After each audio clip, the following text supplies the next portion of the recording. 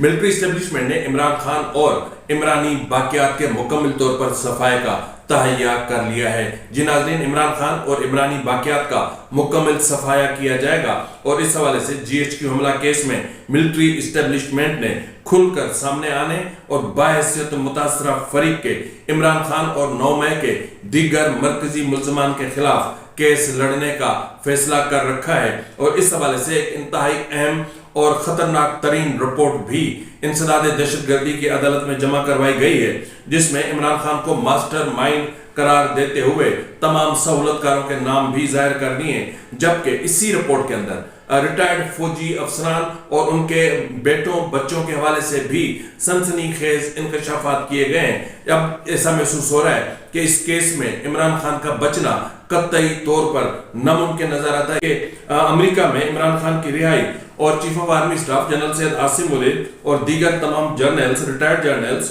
اور سرکاری حکام پر امریکہ میں داخلے پر پابندی کے حوالے سے ایک باضابطہ طور پر ایکٹ لایا جا رہا ہے، یعنی پاکستان ڈیموکریسی ایکٹ۔ اس حوالے سے کام بہت تیزی سے چل رہا ہے، اور پھر ایک خط بھی لکھا گیا ہے جو لکھا گیا ہے کانگریس مین جے ولسن اور آگسٹ فلکر کی طرف سے، اور یہ خط لکھا گیا ہے سیکریٹری اسٹیٹ مارکو روبیو کو، اور اس خط نے خطرے کی گھنٹیاں بجا دی ہیں۔ ملٹری اسٹیبلشمنٹ نے بھی تہیہ کر لیا ہے، ٹھان لی ہے اور اصولی طور پر ایک فیصلہ کر لیا ہے کہ شکیل آفریدی کی طرح عمران خان کو کسی بھی صورت میں امریکہ کے حوالے نہیں کیا جائے گا، اور عمران خان کو یہاں سے جانے بھی نہیں دیا جائے گا۔ نہ ہی عمران خان سے کوئی ڈیل ہوگی، نہ ہی عمران خان سے کوئی بات ہوگی۔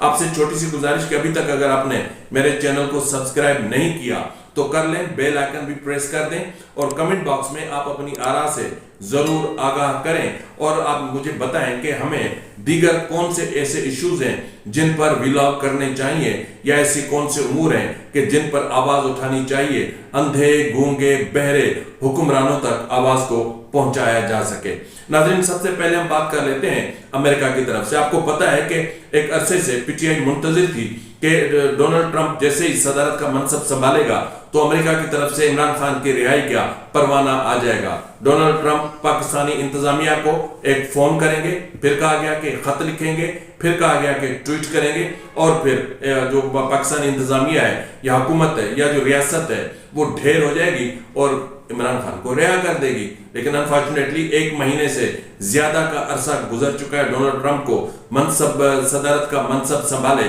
لیکن تاحال انہوں نے عمران خان کا کبھی کہیں ذکر خیر بھی نہیں کیا، نہ ہی عمران خان کو کسی بھی لحاظ سے یاد بھی کیا ہے۔ ہاں، البتہ اتنا ضرور ہے کہ کانگریس مینز جو پیسے لے کر اور دھندا کرتے ہیں اور مختلف قسم کی شعبدے بازیاں دکھاتے ہیں، اس حوالے سے آپ نے ریسنٹلی جو ہے وہ دیکھا ہوگا، ایک کانگریس مین تھا، اس کے حوالے سے بھی، اور وہ پھر بعد میں خاموش ہو گئے۔ لیکن ریسنٹلی ایک اور کانگریس مین جے ولسن سامنے آیا، اور انہوں نے اپنے ساتھ دو چار کانگریس مینز کو بھی ملا لیا، جن میں بالخصوص آگسٹ فلگر شامل ہیں۔ آگسٹ فلگر اور جے ولسن نے گزشتہ روز خط ارسال کیا تھا جو امریکی سیکریٹری اسٹیٹ ہیں، ان کا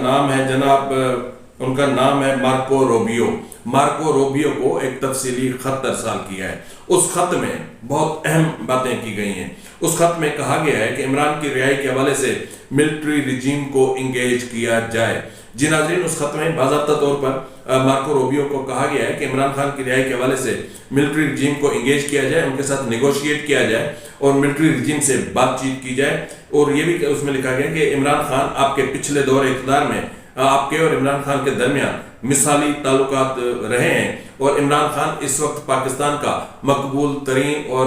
یوں سمجھ لیں کہ لاڈلا لیڈر ہے۔ اور یہ بھی کہا ہے کہ عمران خان کی رہائی سے پاک امریکہ تعلقات میں مزید بہتری بھی آ سکتی ہے، اور یہ بھی انہوں نے کہا ہے کہ عمران خان اس وقت جوڈیشل ابیوز کا وکٹم ہے، جس طرح ڈونلڈ ٹرمپ صاحب تھے۔ مزید کہا گیا کہ پاکستان میں جمہوریت کی بحالی پر کام کیا جانا چاہیے، اور اس کام کرنے کی ضرورت بھی ہے۔ اور مزید کہا گیا ہے کہ انسانی حقوق، رول آف لا، اظہار رائے کی آزادی، جلسوں جلوسوں کی آزادی، تحریر و تقریر کی آزادی، اور یہ سب چیزیں ہونی ان پر پاکستان کی ملٹری رجیم سے بات کی جانی چاہیے۔ اور یہ بھی کہا گیا ہے کہ عمران خان کو بھی ایک سیاسی قیدی تصور کیا جائے جب تک ان کی رہائی نہیں ہوتی، اور ان کی حیثیت سیاسی قیدی کی سی رکھی جائے، نہ کہ جو ہے وہ ایک تھرڈ کلاس قسم کے قیدی کی ہوتی ہے جس طرح باتیں ہوتی ہیں۔ لیکن پاکستان میں عمران خان سے زیادہ لاڈلا قیدی اور کون ہو سکتا ہے، جس کو جیل میں ہر قسم کی سہولیات موجود ہیں، بندہ دھڑلے سے بیٹھا ہوا ہے، عیاشی کر رہا ہے۔ کیا تکلیف ہے عمران خان کو؟ باہر تکلیف ہوتی ان کو، خامخواہ کے جھوٹے کیسز بنتے یا سب کچھ بنتا، لیکن جیل میں تو وہ محفوظ ہے، تو پتہ نہیں ان کو کیا تکلیف ہے۔ اس کے علاوہ ناظرین جے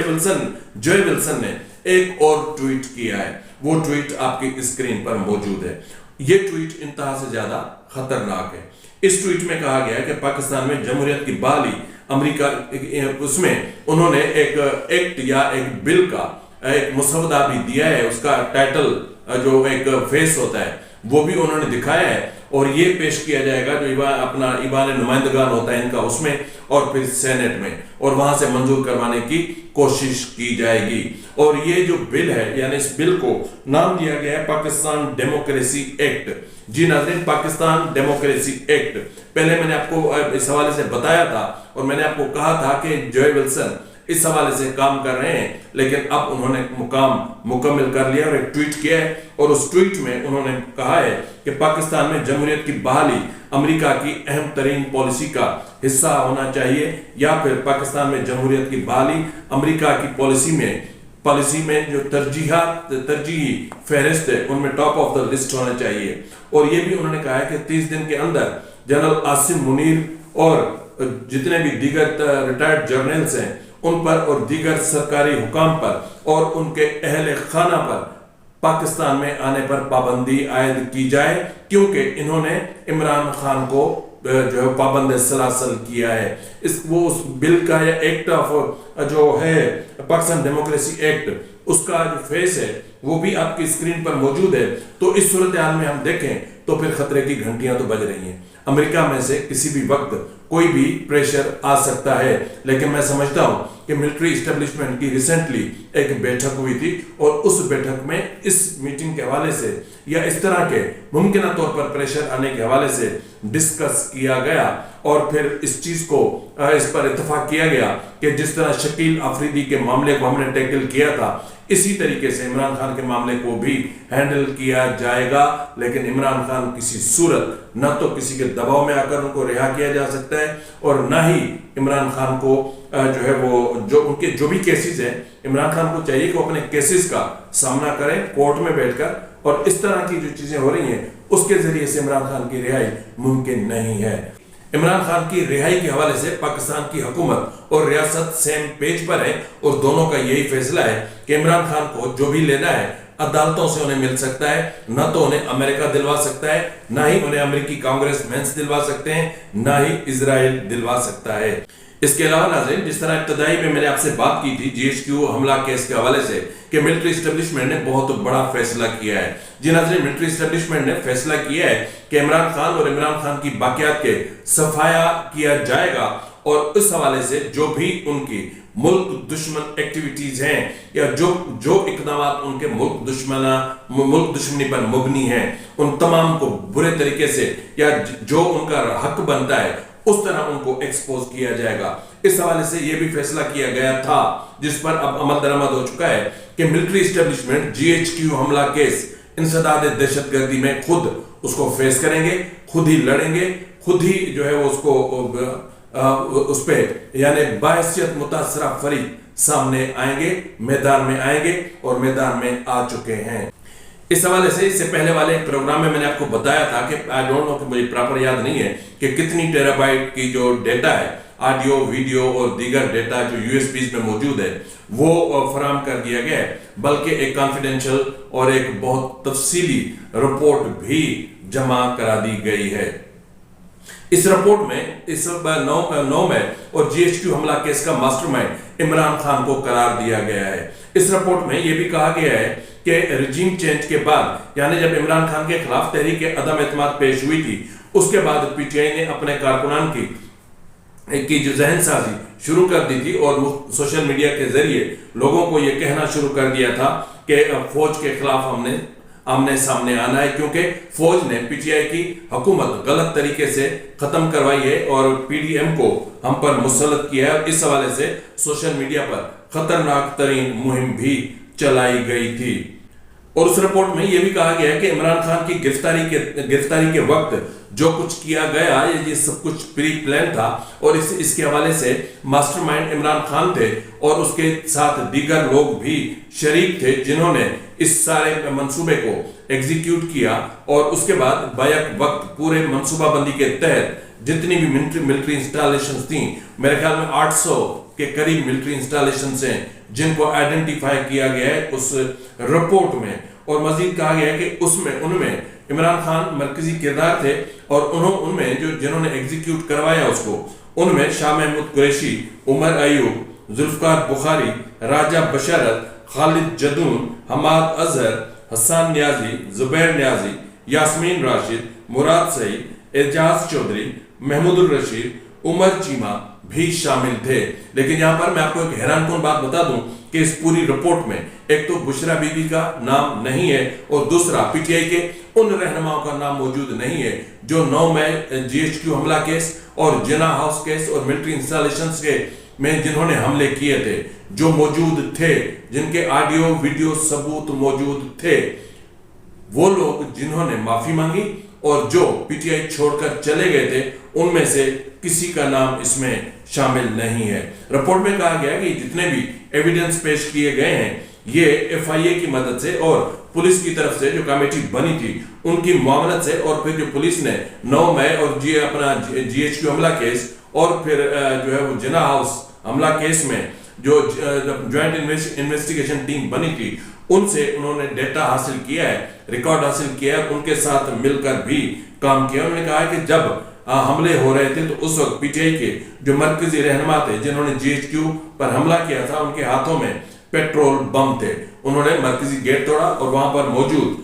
जो चीजें थी वहां बड़े पैमाने पर न सिर्फ तोड़फोड़ की बल्कि वहां पर आग भी लगाई। रिपोर्ट में एक और खतरनाक तरीन पहलू है, वो ये है कि जो है वो इस 9 मई और जीएचक्यू हमला केस में पाकिस्तान फौज के वो रिटायर्ड अफसरान जो इमरान खान से सिंपैथी रखते थे, उनके बच्चों ने भी यानी उनके बेटियों ने भी बड़े पैमाने पर इसमें शिरकत की। उनमें उन तमाम रिटायर्ड फौजी अफसरान की भी निशानदेही की गई है और उनके बच्चों की जिन्होंने जो इस हमला केस में जीएचक्यू हमला केस में बिलखुसूस शामिल थे, एक एक का जो है वो एविडेंस के साथ चीजें रखी गई हैं। इसके अलावा इस रिपोर्ट में एक अहम तरीन चीज शामिल की गई है, वो है शहबाज गिल का वो इंटरव्यू जो उन्होंने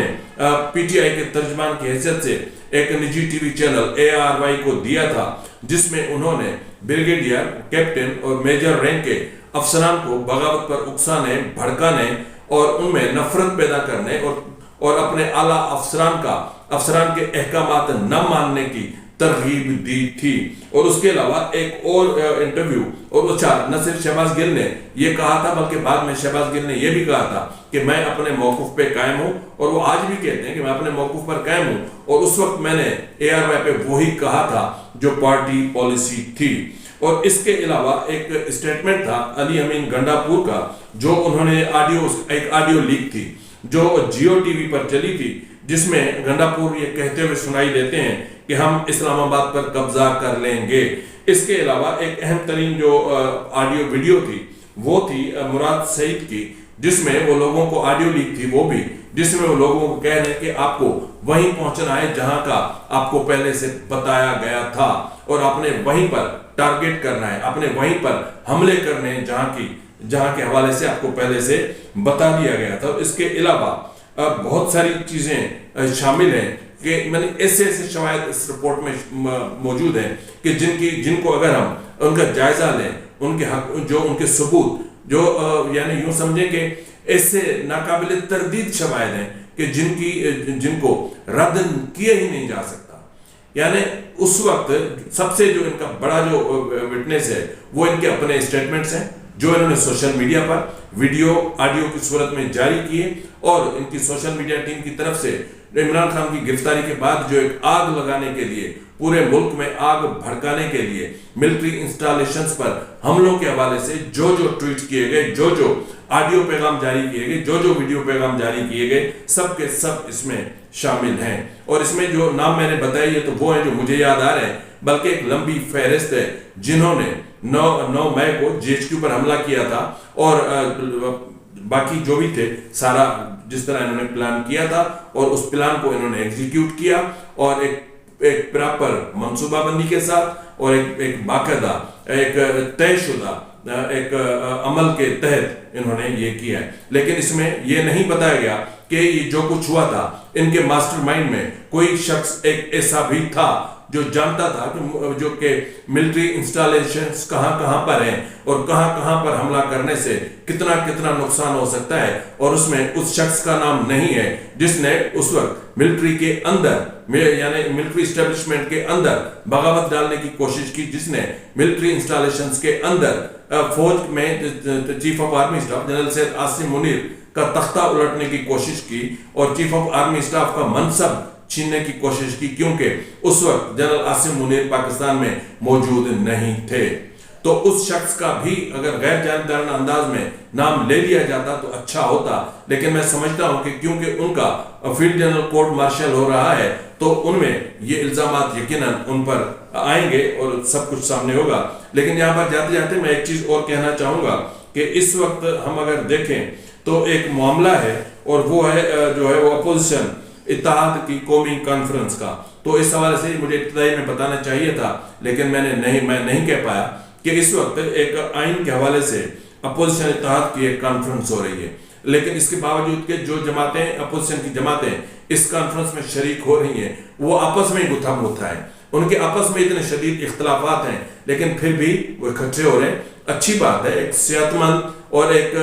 जो वो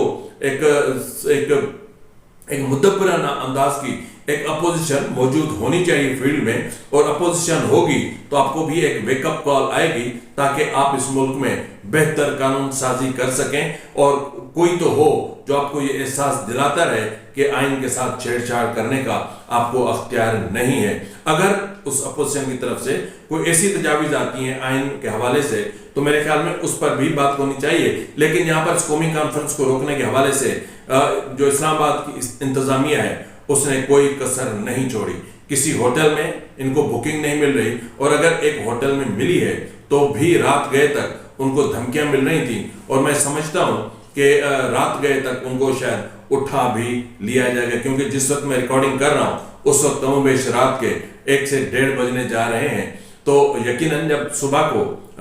अभी बहुत टाइम रहता है तो हो सकता है कि इस रेस्टोरेंट के मालकान को ही उठा लिया जाए, लेकिन ये सेहतमंद जमहूरियत की ये आदाब नहीं है, ये जमहूरी आदाब नहीं है। जमहूरी रिवायत के मुताबिक एक अच्छी और सेहतमंद किस्म की अपोजिशन जरूर होनी चाहिए। फिलहाल के लिए इतना ही, मिलते हैं अगले प्रोग्राम में, तब तक इजाजत दीजिए। फी अमानिल्लाह।